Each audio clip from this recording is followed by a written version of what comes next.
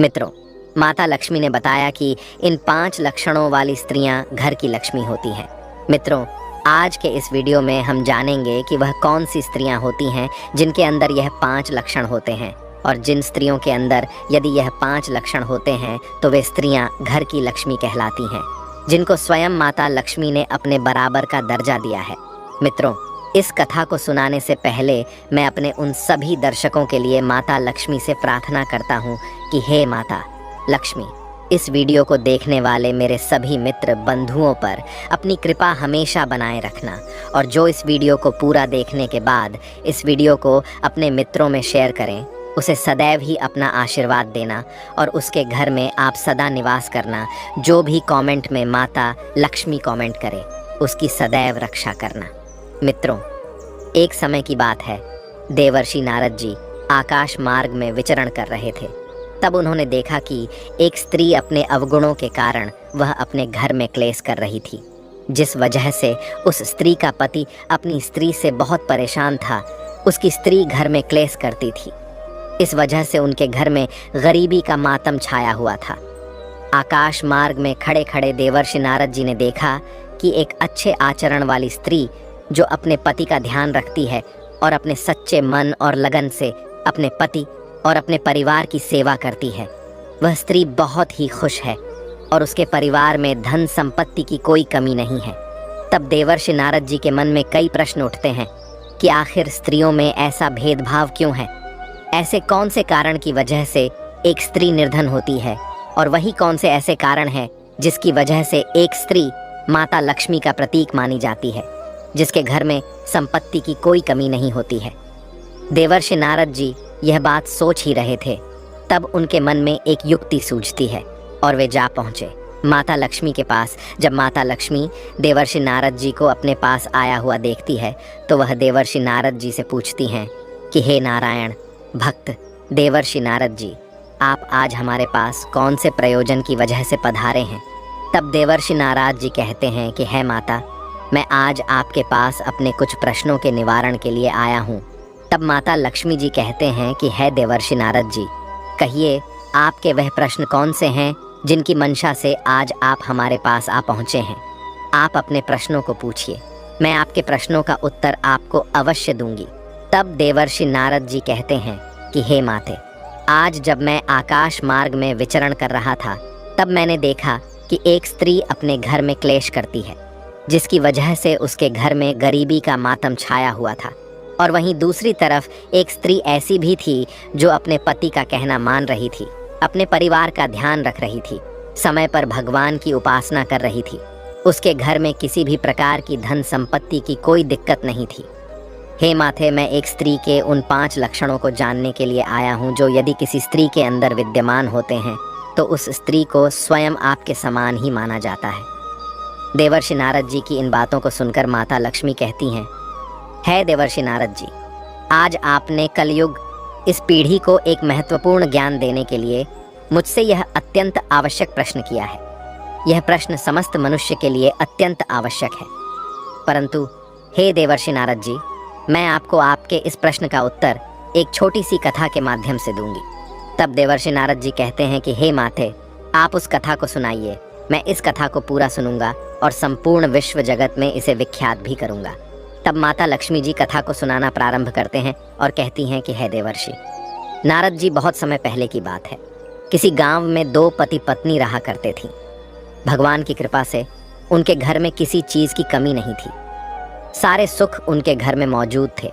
एक दिन की बात है, उन दोनों पति पत्नी में किसी बात को लेकर के झगड़ा आरंभ हो गया, और वह झगड़ा इतना बढ़ता हुआ चला जाता है, उन दोनों की आपस में लड़ाई इतनी बढ़ती हुई चली गई कि पत्नी ने अपनी पति को गाली दे दी, और जब पत्नी ने अपने पति को गाली दे दी तो पति को गुस्सा आ गया और उसने गुस्से में अपनी पत्नी के गाल पर जोर से एक थप्पड़ मार दिया।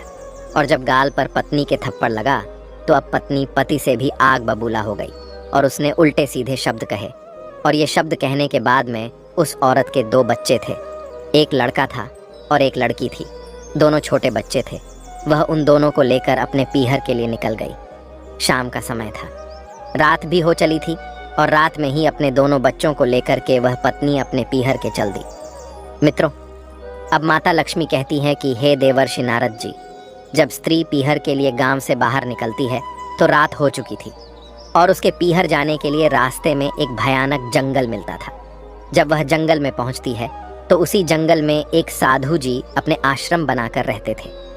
वो अभी तक अपने आश्रम पर जाग रहे थे और इधर उधर टहल रहे थे। तब उन्होंने देखा कि इतनी रात में एक स्त्री 2 बच्चों को लेकर के जंगल की तरफ जा रही है। तब उन साधु ने सोचा कि ये कहाँ जा रही है और क्यों जा रही है। तब उन साधु ने उस औरत को रोकना चाहा कि इसको रोक करके पूछ लेता हूँ कि बात क्या है जो तुम इतनी रात में इस जंगल के रास्ते ना जाने कहाँ जा रही हो।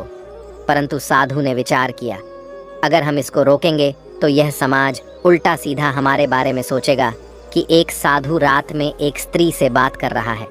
यह सोच करके वह साधु रुक गया, परंतु वह स्त्री चलती चली जा रही थी। फिर साधु ने विचार किया, अगर यह जंगल में आगे बढ़ गई तो इस जंगल में जंगली जानवर बहुत से हैं जो बहुत खतरनाक हैं, जो इस औरत को नुकसान पहुंचा सकते हैं, इसकी ज़िंदगी को भी ले सकते हैं, इसके सभी बच्चों को भी मार सकते हैं और हम इसको देख रहे हैं। अगर हम इसे रोकेंगे नहीं तो हमें ही पाप लगेगा। भगवान को जाकर मैं क्या जवाब दूंगा। उस साधु ने विचार किया, अब जो होगा सो देखा जाएगा, लेकिन हम इस स्त्री को रोकेंगे ज़रूर और इससे कहेंगे कि इतनी रात में तुम कहाँ जा रही हो। यह सोच कर के वह साधु उस स्त्री के पास में पहुँच जाते हैं और उसे रोक लेते हैं और कहते हैं कि तुम इतनी रात को कहाँ जा रही हो। तुम्हारे पास में ये 2 छोटे छोटे बच्चे हैं और तुम बेधड़क होकर के जा रही हो। बात क्या है, क्या परेशानी है? क्या पति से कोई लड़ाई झगड़ा हो गया है या कोई और बात बन गई है? अब देवी लक्ष्मी कहती हैं कि हे देवर्षि नारद जी, साधु के पूछने पर उस स्त्री ने सारी बात बता दी और कहा कि आज हमारे पति ने मेरे गाल पर थप्पड़ मार दिया है। अब मैं अपने पति के साथ नहीं रहूंगी, मैं अपने पीहर जा रही हूँ। तब साधु ने समझाया कि देखो, तुम्हारे पति ने थप्पड़ मार दिया है, लेकिन तुमने भी तो गाली दी है और वही तुम्हारे पति ने थप्पड़ मार दिया तो तुम्हें इतना गुस्सा आ गया। इतना गुस्सा तुम्हारे लिए उचित नहीं है और गुस्से में तुम अपने बच्चों को लेकर रात्रि में तुम जंगल के रास्ते पीहर जा रही हो। आगे तुम्हें यह नहीं मालूम कि कितने मांसाहारी जंगली जानवर इस जंगल में रहते हैं और वह कितने खतरनाक हैं, जो तुम्हारे साथ हादसा कर सकते हैं, तुम्हें मार सकते हैं, तुम्हारी मृत्यु भी कर सकते हैं, तुम्हारे बच्चों को भी मार के खा सकते हैं। तुम्हें डर नहीं लगता है क्या? तब उस स्त्री ने कहा कि हे महाराज, मेरे साथ चाहे कुछ भी हो, मैं मरूं या जिंदा रहूं, लेकिन मैं वापस अपने पति के घर पर जाने वाली नहीं हूँ। उस साधु ने उस स्त्री को बहुत समझाया, लेकिन वह स्त्री उस साधु की कोई भी बात मानने को तैयार नहीं थी। तब साधु ने कहा, ठीक है, जब तुम वापस अपने पति के घर पर नहीं जाओगी तो हमारी बात सुनो।